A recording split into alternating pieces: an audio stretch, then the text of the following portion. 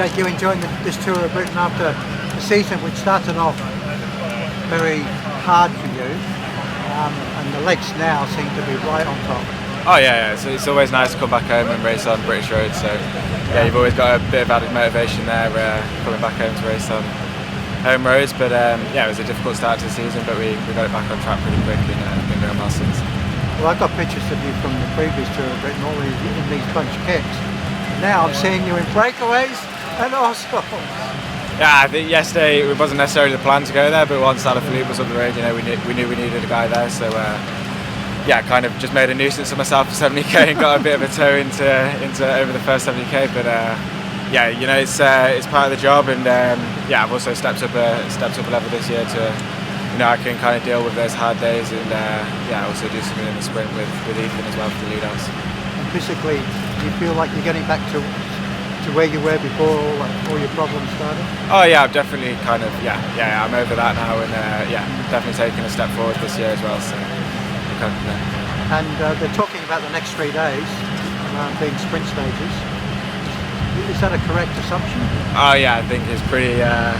Yeah, there's very few places where a break's going to be able to get much time in the next 3 days, and yeah, there's very few climbs, so it's pretty flat over the next 3 days. So yeah, it's just about us keeping the brake in check, making sure it doesn't go too far up the road. But yeah, it's pretty nailed on sprint days the next few days. It's like a double-headed attack for the team. You have Stevie in the leader's jersey, but also going for stage wins in the sprints. Yeah, exactly. And we've got a strong enough team to be kind of able to follow both objectives. We saw yesterday with Schulze and Clarkey how well they rode on the front on those hard days. So yeah, we can certainly control the breakaways and then also get involved with the leaders. A final one, just a little bit of insider information in terms of just the 6 riders. How difficult is it to maintain that leader's jersey when you've got breakaways going up the road?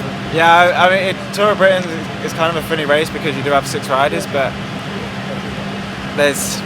Yeah, you've got 2 or 3 World Tour teams, 2 or 3 Pro Conti teams, and then you've got quite a few British Conti teams. So yeah, the depth is not a huge field of depth, but at the top of the field is real strong. So yeah, you're still doing hard days there in Tour of Britain, and you're still pushing high numbers. So yeah, it's not necessarily. I think if it was a deeper field, it would be much harder with 6-man teams, but. Yeah, it's more than manageable at the moment. Reset button all on for next year now as well.